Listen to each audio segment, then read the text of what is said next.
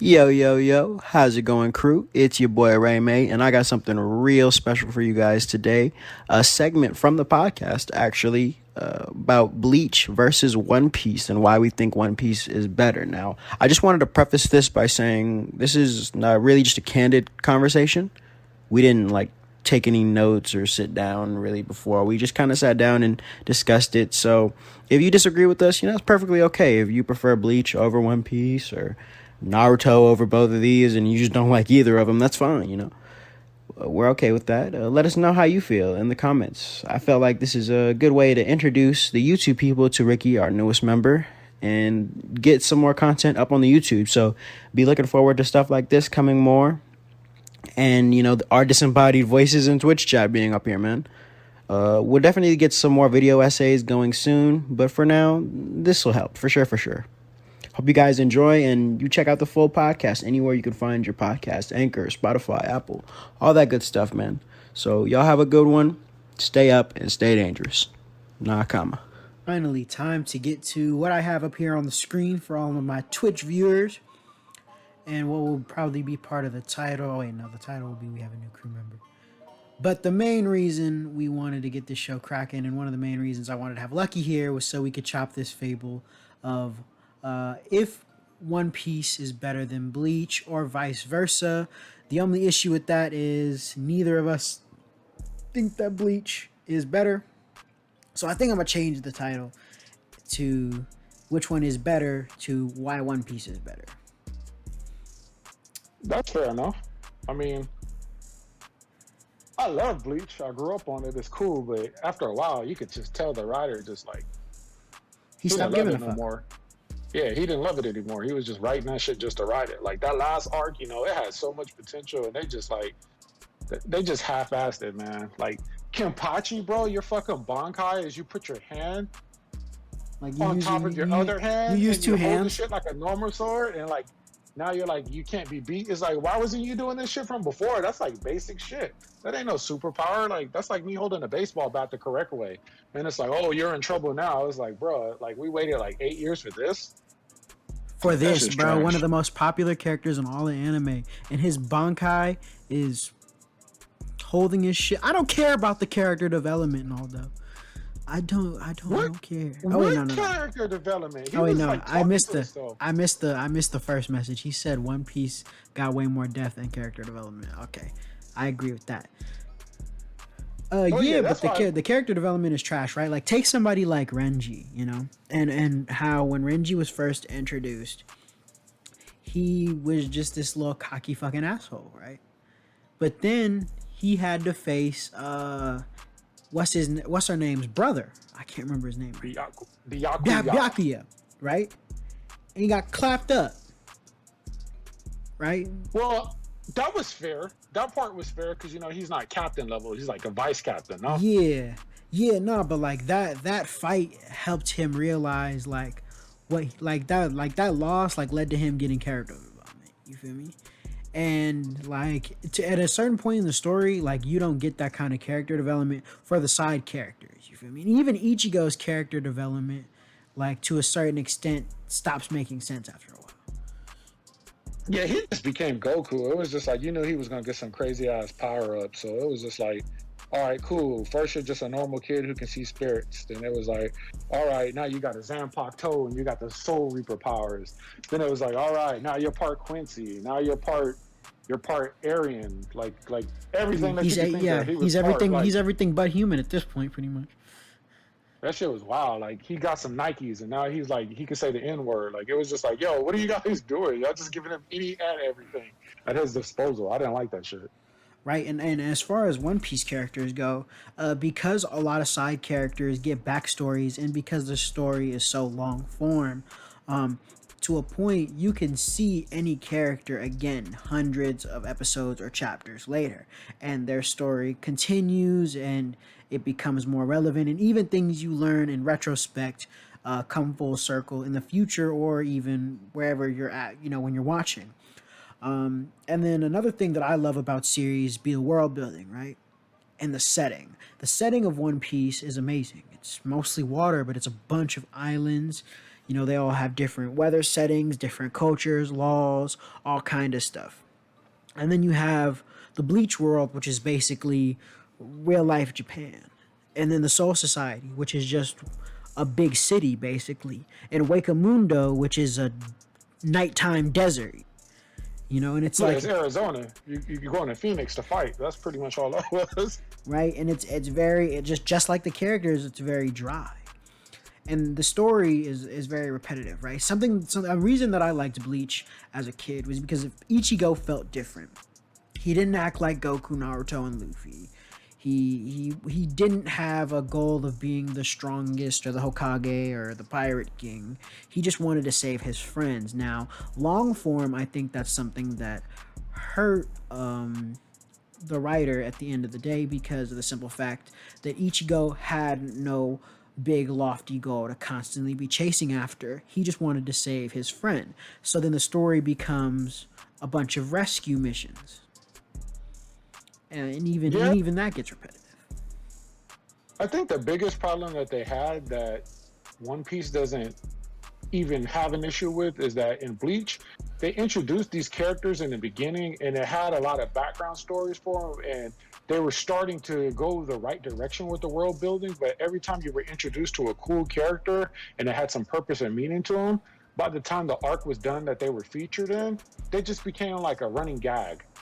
Like they just became something that didn't matter. Like Renji went from a vice captain that held weight to every episode, well, every arc, he's getting his ass beat by like some henchmen. He pretty much becomes like Tien or Yamcha. And it's like, okay, Khan, when Khan first got introduced, the little soul capsule doll thing that dances, Yeah. he was with it. He threw hands, he was dope, he wasn't scared.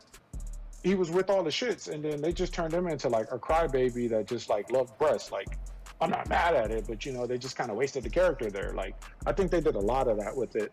Like even like Chad and all of them, the other people that like ended up leeching off. Yeah, Of and I feel Ichigo's like powers. Chad suffers from what I call Vegeta syndrome, right? Chad would get strong, right? Stronger every arc. But then Chad would have to take the L at the beginning of the arc just to show how big their adversary is.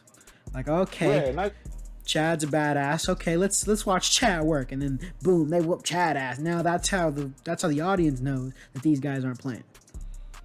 And I thought that sucked because the way they presented him is he was smarter than Ichigo in school. He outdid everybody in testing.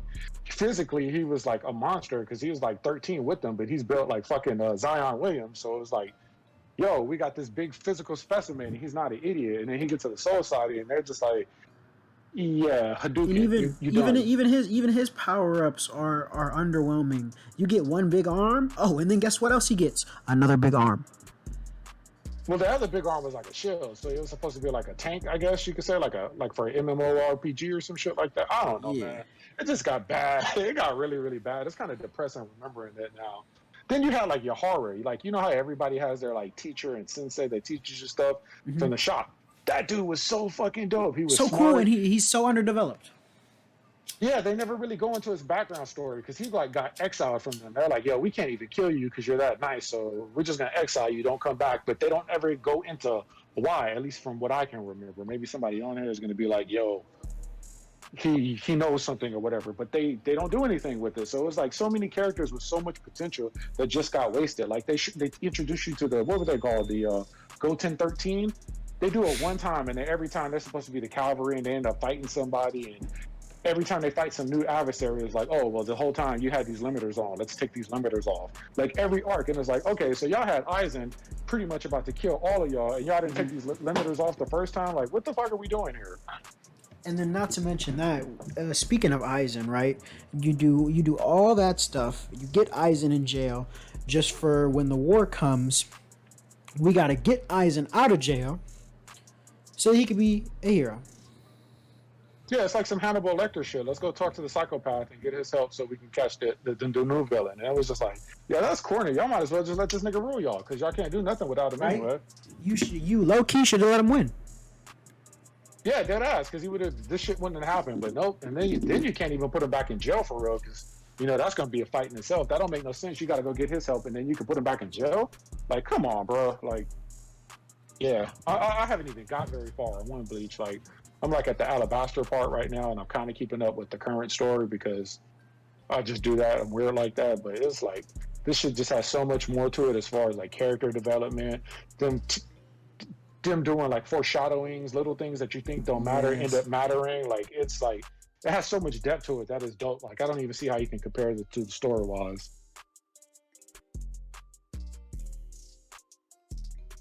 Hello? My bad, I had to go on mute for a second. What were you saying? Oh no, I was just saying like, you know, they do all of this shit in One Piece that develops like the world, the stories, the characters. There's just so much depth to it that it can't compare. Like I can see people thinking Bleach is better than it is due to nostalgia, but I'm gonna tell you from now, I went back recently and started reading Bleach since they're supposed to like animate the final arc, and it was just like, yo, upon reading this, Mama Nostalgia had this better than I remember it. It's not that good. Yes, and I thought, I was afraid when I went for the One Piece binge that the same thing was going to happen to me, right? That I was going to re-watch One Piece and I was going to be, you know, shown that it wasn't that good and I just had my nostalgia lens on. And then the exact opposite happened. I actually enjoyed it much more because I'm older and I can understand writing better, and I see those things like his foreshadowing and his world building and how good both of his power systems are. And just like the depth of it, you know, even little stuff like almost every lie Usopp tells in Syrup Village becomes true.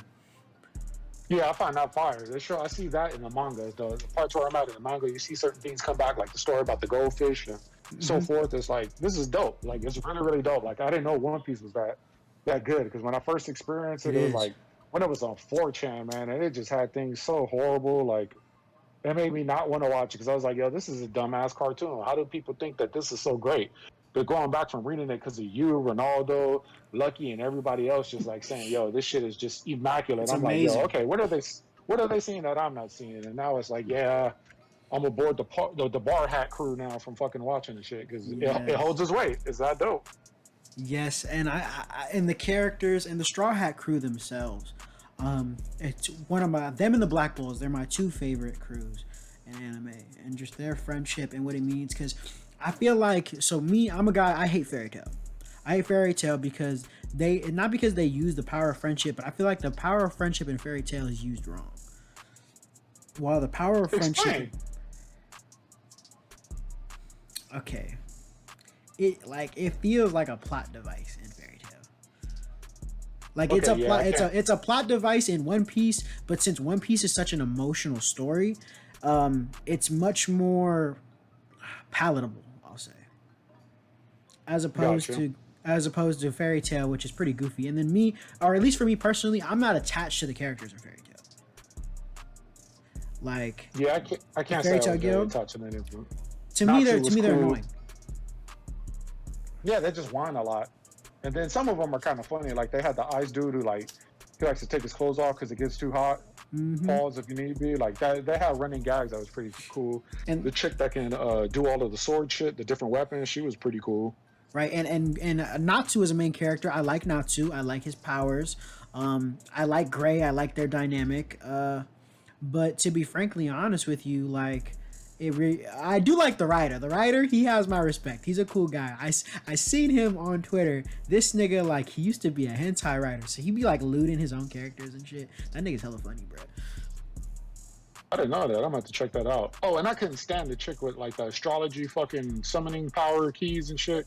She was so annoying to me, dude. I hated her. She had the dude that had like the crab scissors that was like a hairdresser, and then they made Aquarius a prick, and I didn't like that because I'm an Aquarius, and I was like, yo, y'all insulting me. But that's a whole nother story. That's a whole nother story. Yeah, man. But I did like the guild arc. Did you get that far at least to see the arc where the guilds had the fight to see who was going to win everything? That shit was fire. The Grand Magic Games? Yeah, that shit was fire. That, I won't lie. No, yeah, that arc was entertaining. The Grand Magic Games is good. I will admit that. But you know how deep the Grand Magic Games is in Fairytale? Well, I mean, you can do the argument with Fairytale for like One Piece. Like that shit don't get good until like 300 episodes in. I don't disagree with that, but I know a lot of people say that. Well, I don't agree with that, but I hear a lot of people say that. Yeah. One Piece gets good around like episode 50. NANI?!